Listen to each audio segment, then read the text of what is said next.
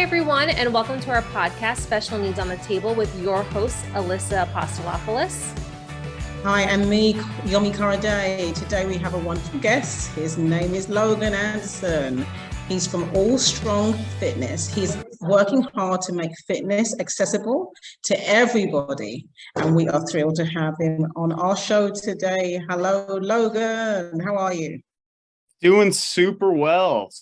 I appreciate the opportunity, and Yomi and I have connected a lot already and know a lot about each other. So I'm excited to share a little bit more with the rest of your viewers.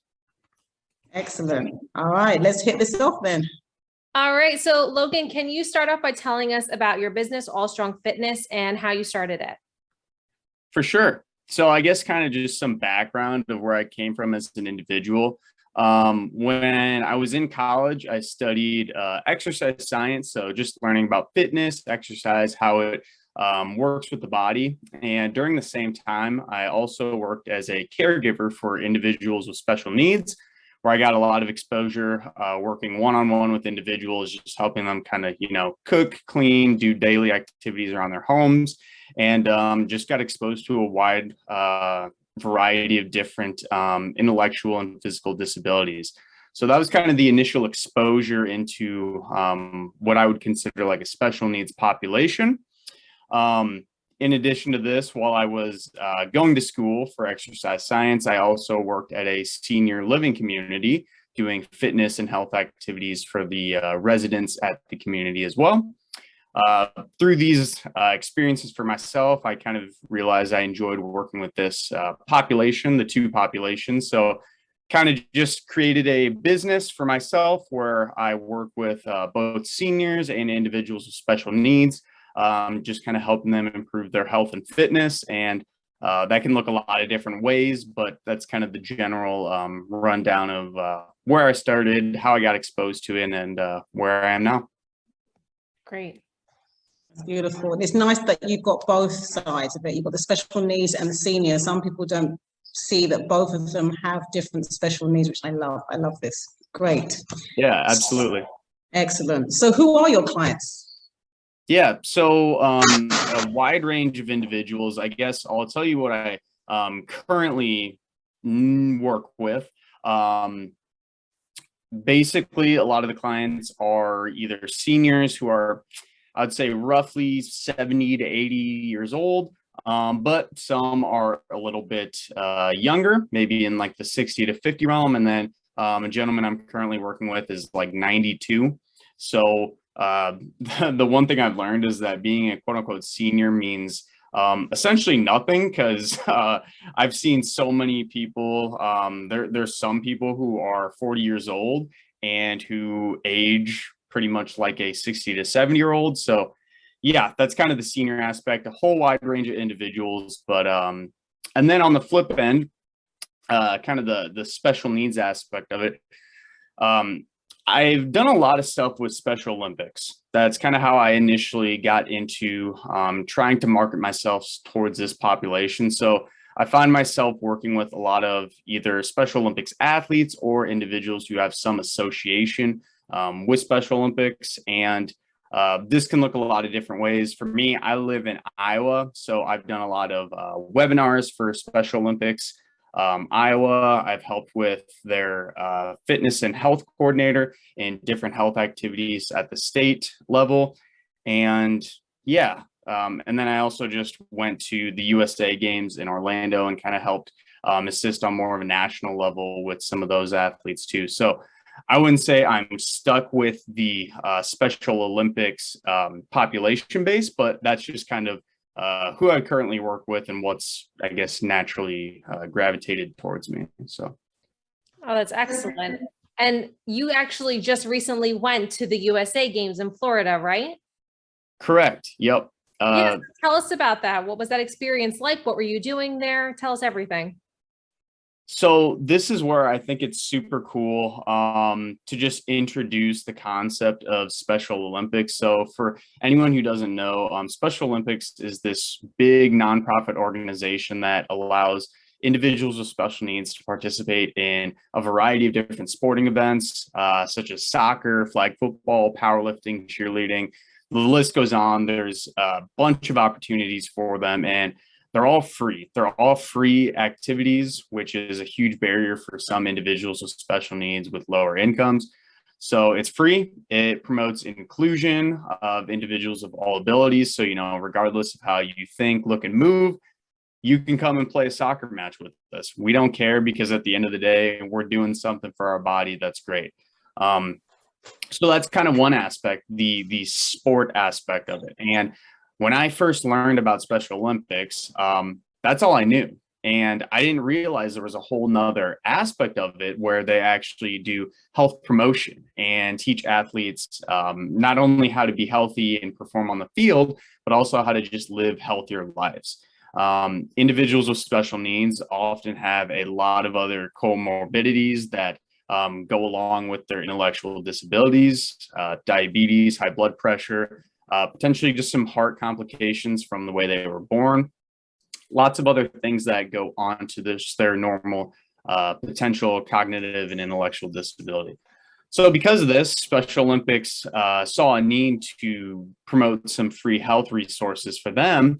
So they offered this program essentially called Healthy Athletes, where there's numerous different health screenings for them. Some of these screenings are vision screenings, dental screenings, kind of like physical therapy, strength and balance screenings, blood pressure checks, height and waist circumference, all these different aspects, podiatry too. So like how their feet look and move, all these different things, they come together. And what I was doing, I was working in the physical therapy area one day, and then at the health promotion area for one day, essentially just educating athletes on their health.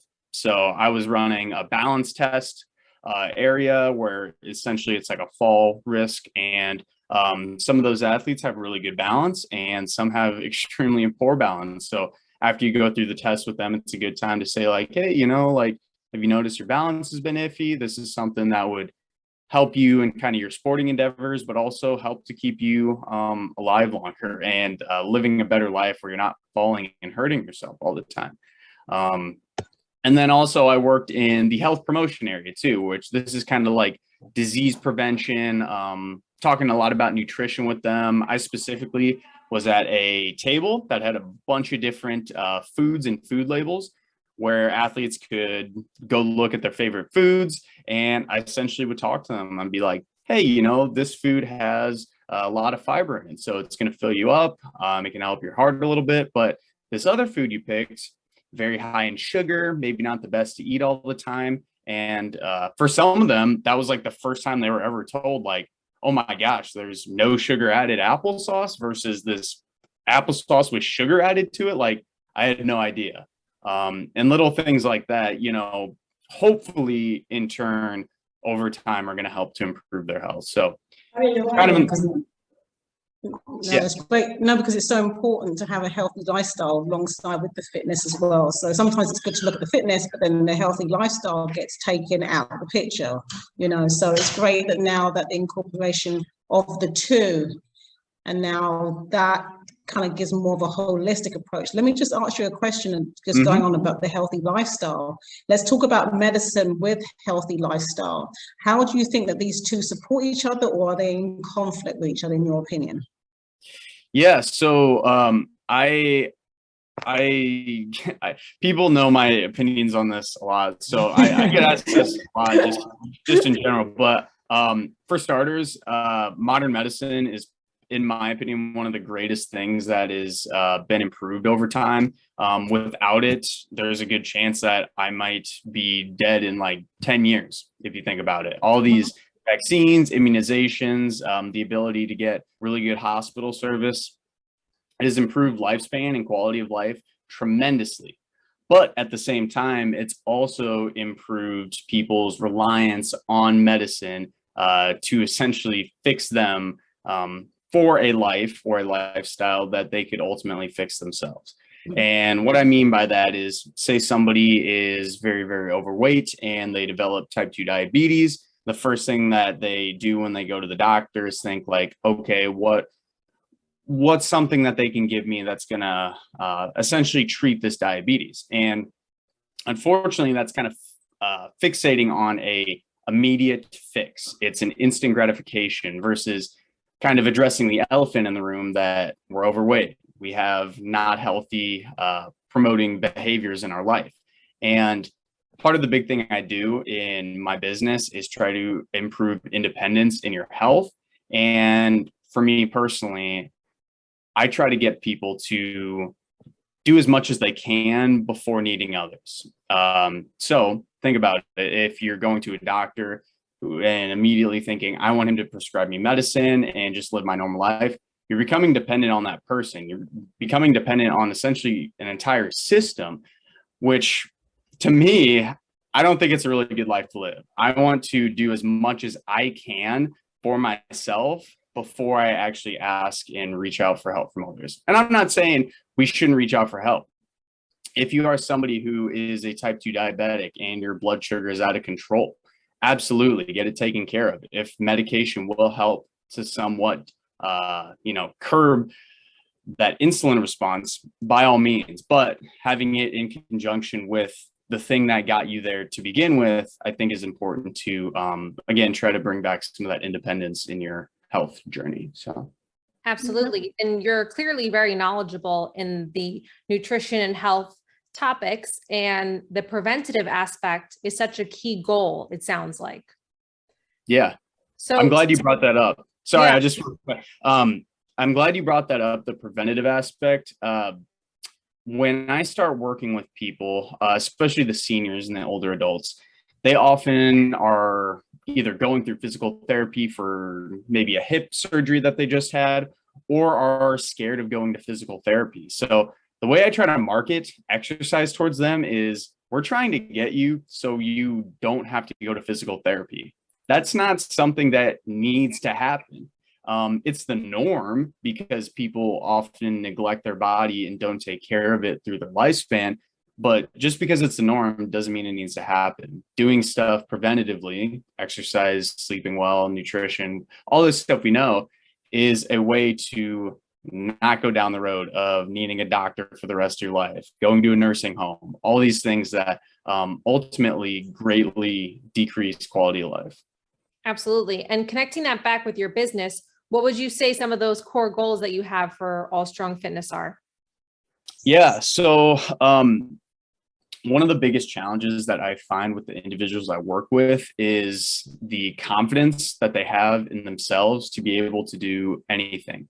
Whether it's an individual with an intellectual disability who's never participated in sport and fitness, or a senior who once was a super good track athlete in college and now can barely stand up out of a chair without any assistance.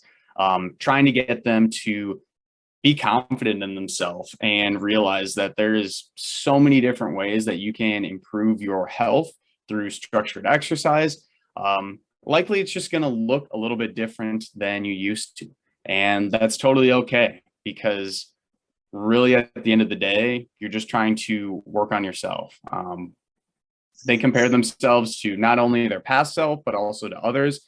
And that's something that as a whole society does a lot. And if you can do that, I think will help improve the health and fitness. So long story short, try to improve their confidence and make them realize that they can do a lot for themselves, regardless of how they think, look, and move. Excellent. Thank you. Thank you for that. I just want to backtrack a little bit, because I want to just quickly explain about the forgotten ones when it comes to your clients. Who would you say are the forgotten people that you actually train? Yeah, so it's amazing. When I first started talking to seniors and working with them specifically in fitness, I had no idea it even existed. I had no idea this niche of teaching them about exercise and fitness was even a thing. So I almost don't know if it's forgotten, more or less than just ignorance of knowing that there's a profession and a need for people to do this. So I think that's, for me, another way for me to hopefully help advocate for people, is just spreading awareness that there are people out there that are willing to help people, And hopefully that's going to train maybe more people to say, hey, I can do that. That sounds like something I could do. I enjoy working with seniors, and I'm also super knowledgeable in fitness. Let's combine the two. This is one of the reasons why I went to one of my local high schools I graduated at, and just taught them about fitness, taught them about inclusive fitness for seniors and individuals with special needs, to hopefully then spur some different frames of thinking for them of like, hey, this is another career path that I could go down, or something completely different, but still helping individuals with special needs. So they're forgotten, but it's not necessarily because we know about it and forget about them. I think it's just kind of ignorance of knowing that it's even a problem. Right, right. I get it. But and so do you also have some high risk people as well that you train? I guess everyone to some degree would be considered high risk. I mean, high risk, I'm talking about like people that might go to prison or something like that. Oh, correct. Yes, I apologize. Yes. So I actually just got done teaching. There was this group of sorry, this is a totally separate population, but also very, very important. No, it's still important. A very, if you will, forgotten population. So there's this company based out of Boston, Massachusetts in the United States called Inner City Weightlifting. And their primary goal is to work with individuals who are at risk of going into prison or have just come out of prison, and essentially teaching them the career of personal training. And in doing that, some of them actually become personal trainers where they work for the company and help teach others that were once in their shoes, or just something completely different. Maybe it just gets them off the street for a little bit and helps them pursue something outside of fitness. So in short, I actually applied for a virtual teaching position for this company in a charter school and high school, who was kind of the same population. So a very, very underserved, high risk high school, 16 to 18-year-olds roughly. And it was kind of the same thing. So these kids go through extremely tough upbringings, and kind of bringing together fitness for them and teaching them about, the career of personal training. And for me, day to day, it's hard to know if I'm really impacting them, because half the time they're coming in, they're not really listening. They're not really, paying attention. But then you just get that one day where they're really, really into it and they're having a really good conversation. And then in the next week, you find out that one of their sisters pulled a gun on them before they had one of your classes. And you think to yourself, oh my gosh, yeah, I did make an impact. Maybe it wasn't exactly teaching them exercise and fitness at the time, but just being there is a big thing. So yeah, there's a lot of need out there for health and fitness. And I think describing it as almost like social work in a sense. You can combine doing stuff for the greater good of the world, but also through health and fitness, it's kind of a no-brainer because it improves everything. No, it's great. It's great. Okay, so we're going to move on to your website and the wonderful videos on your website. Who can use the videos to help them with their workout routines? Yeah, so all the videos I've made are kind of variations of exercise classes I've done in person with both seniors and individuals with special needs. So they're very low impact. Some of them are completely done in a chair, but essentially anyone.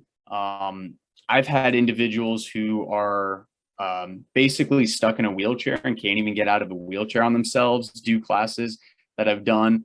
On my website, totally okay. A lot of individuals I work with have mobility impairments, extreme strength impairments. So I hate to say anyone, but I'd say 90% of people. There's going to be a few individuals who maybe, if you have extreme limits in mobility and strength, that's something a little more specific for you would probably be recommended. But for a majority of people, seniors and anyone like that, it'd be good for you. Excellent. And what types of equipment are you using with the people with special needs or with the senior citizens that you work with? Are there certain adaptations that you're doing or certain equipment to make the fitness accessible for everyone? Yeah, so I think one of the easiest things that I do is just make a lot of stuff seated. And you think you can't do many exercises seated, but this is where I think it's fun to be creative and where I really like my profession. You can do a lot of different things, very similar movements to what I might do with the quote general population person. I can do in a chair with bands, with different types of weights. But I use a lot of the same equipment and premises that I do for the normal population, just with extra care and understanding that it might not work. So there's a lot of experimenting. And at the same time, too, I usually go into it with a frame of mind of this person is probably going to surprise me in their abilities, because time and time again, when I start working with somebody and I write them off of like, oh, there's no way they're going to do a bodyweight squat to full depth without assistance. And they just bang out like a set of back squats with a barbell, no problem. And I'm like, didn't expect that. So I go in open-minded, but at the same time understand that there's probably going to be something that I need to do. And that's honestly just been with experience and working with a lot of different people.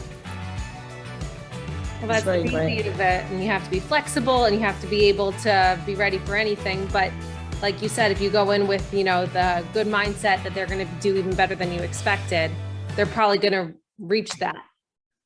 Yeah. And I think that hopefully gives them confidence too. You know, I don't go in thinking like, oh my gosh, I need to shadow their every movement because they're, you know, broken and fragile. I try to empower them as much as I can and, you know, give reassurance when they're doing good stuff. But, you know, they're usually adults who are living in the world we live in today and have lived numerous years without any issues. So trying to remind them, you know, you're not fragile, you're not broken, you can do a lot currently. That's like 50% of my job is just the mental aspect of I am a senior or I have a disability, so I can't do this. Right, that's totally correct. Look, one of the things I just have to say right now, you speak very clearly, like, you know, it's very good that your knowledge comes through and I love this. So can you explain to everybody what are some of your upcoming events that you have going on? Because this is great. Yeah, totally. So one of the things I'm excited about, and I'm still kind of in the works, there's a unified soccer tournament in Detroit,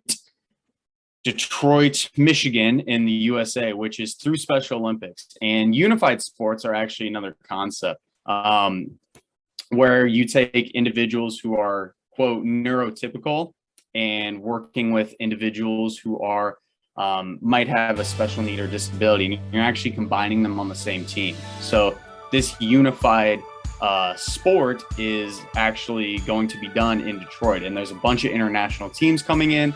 So it's a really cool event, and I'm hoping to go down there to help basically with the healthy athlete education. I'm also doing a balance clinic in my town for seniors, and then something I'm starting to hopefully start to is some open gyms in a few of my local neighboring gyms for individuals with special needs to just introduce exercise to them too, and their caregivers and anyone who's with them. That's fantastic. Does that connect with what some of your goals are for the future as well? Yeah, totally. So one of the things I really like doing is meeting new people, traveling around, and I feel like this is a good way to do it because there's a lot of gyms out there and a lot of you know, senior centers where I can do stuff like this. I'm in connection with a lot of the people at Special Olympics now. I met a lot of cool people who are kind of the headquarters, if you will. So I'm hoping to partner with them to offer some more of these things, whether it's through the state or even nationally. But yeah, there's a need for it. And sometimes just getting in front of people and telling them that this is a thing is just the seed you need to plant. And then who knows where it goes from there. Great. That's excellent. So tying that all together, where can people find you? Give us all the information that you've got about All Strong Fitness. For sure. Yeah. So the best place and has pretty much all my information is allstrongfitness.org. It's got my email. It's got all my social media links, which if you're interested in social media, YouTube, I post a lot of different stuff on my YouTube channel, which is All Strong Fitness LLC. LinkedIn, you can find me if you're interested in stuff professionally, Pinterest, and also Facebook too. So I have a bunch of pages. Those are all Strong Fitness LLC. But if you just go to allstrongfitness.org, that's the best way to find me. All my stuff's on there. So excellent. Okay, just one more question before you go. I know Alyssa's about to jump in there. What makes you different from any other personal trainer out there? What is the niche that you have? So I honestly, when I first started into fitness, was very, very into the physical aspect, but I've come to appreciate the emotional and mental connection a lot more. So although I care about the workout, to me, it's almost become secondary, because if somebody doesn't trust you, and they're not feeling good mentally or emotionally, there's no amount of motivation that's going to help get them through the workout. So I've tried to go into it as more of like a compassionate workout, if that makes sense, or just learning in a compassionate way. So trying to be a little less intimidating, if you will. Wow. Logan, you are incredible. You are clearly so passionate about what you do, and you're making such a positive difference, and I'm sure are going to continue to do so many good things for the world. And we're just so grateful to have this time with you and for you to share your message. So thank you so much. Appreciate it. Thank you so much for the time. Yeah, and thank you so much. We appreciate this. This is a wonderful interview. Thank you so much. Please be sure to check this video out. It's going to come out on YouTube, and also follow us on Instagram at Special Needs on the Table. Logan, you're doing some great things. This is good. This is really, really good. We've had personal trainers on this show, but this is good. Thank you. I try to be more than a personal trainer. There's a lot more to health and fitness than just that. So I think empowering is everything. So thank you again, ladies. And maybe we'll talk again soon. We hope so. Thank you. Take care. Bye-bye.